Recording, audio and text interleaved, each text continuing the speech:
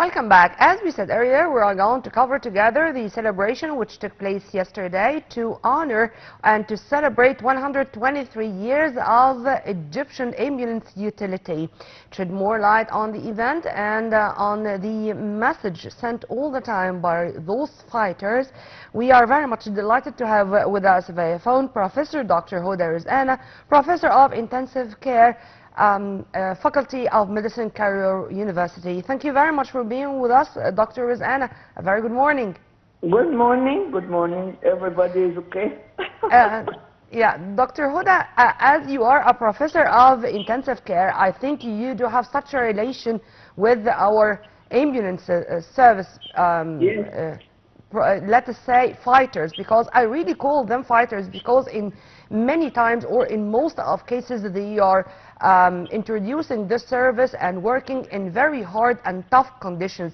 Tell me about the relations between the White Army staff in general, whether from the doctors, physicians, nurses, or the men of ambulance. Well, as a matter of fact, they are really fighters, and you put the right prescription for them. They have to be very well educated and trained, and they are facing tough situations in such fires or bombing, or as we can see in Gaza and all that stuff. So we need to prepare this White Army very, very, very carefully and well chosen, and they have to be trained to tolerate tension and tolerate, suffering in these areas of fighting. And even if the patient is there in their facilities, the facilities should be equipped rightly and not deficient in any way, because they are not allowed to be in shortage of saline or fluid or IV or other stuff. We can use it in the cardiac situation or in other emergencies. Well, so they are really fighters. Yes. Yeah, go ahead. Because no, I was just asking you in person. I mean, simply we listen and we read about many stories of those brave heroes, and we listened even to doctors who said more than once that if not the man who is introducing this service, the man of the ambulance, did not behave in a perfect manner, in the perfect timing, maybe this patient was going to die, or at least to face many repercussions. True? Well, yes, it's true. It's very true, because we have to face all the kinds of situations. We accept the patients coming with a broken arms or broken legs or injuries in the head or cardiac arrest. These are areas we have to be treated very carefully and in a certain level of knowledge. Mm-hmm. Not anybody can be working in the ICU. Yep. But people are working in this area should be continuously under training and monitoring and adjustable to the first and the last step in the areas of the emergency or the treatment.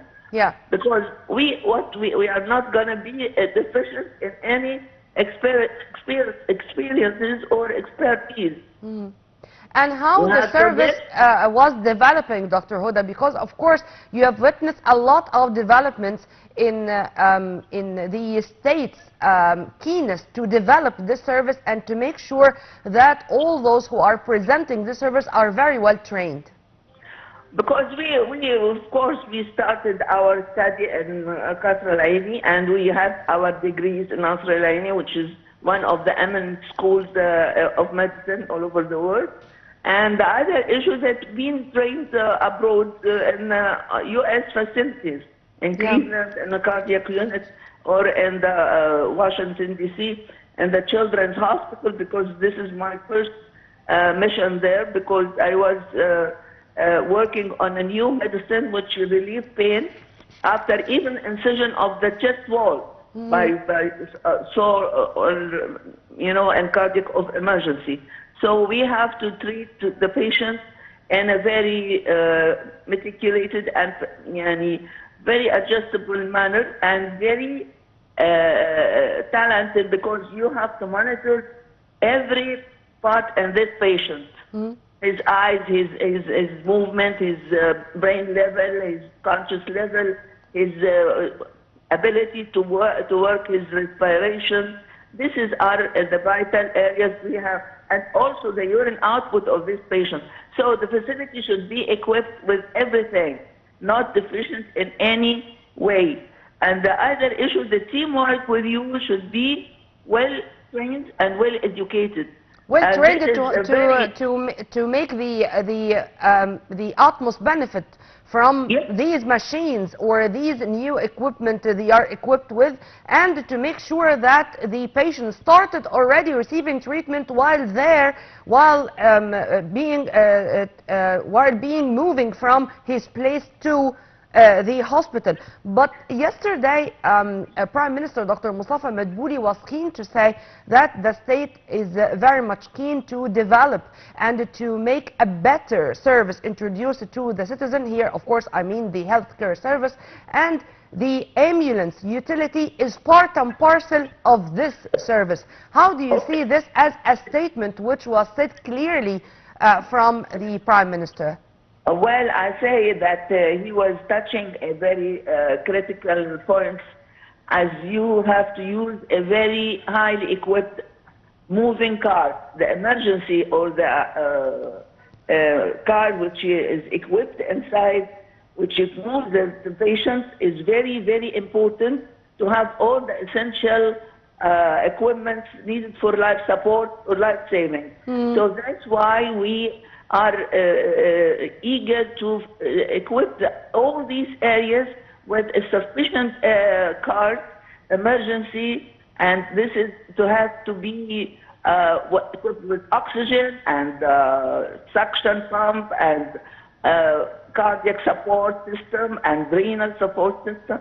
Everybody should be in this car very, very well and highly educated, and also able to move quickly, because differences in minutes can make a difference in his life. Yeah, sure. Patient's life. So that's why we have to put a continuous program to train such doctors, even the assistant nursing staff, and even the driver. The driver who drives this car should be... Thank you very much, Dr. Hoda. If you permit me, I'm now going to go to the inauguration of the Egyptian American Economic Forum. Prime Minister Dr. Mustafa Madbouli attends the inauguration, and the forum is attended by a number of ministers and CEOs of the Egyptian and American companies.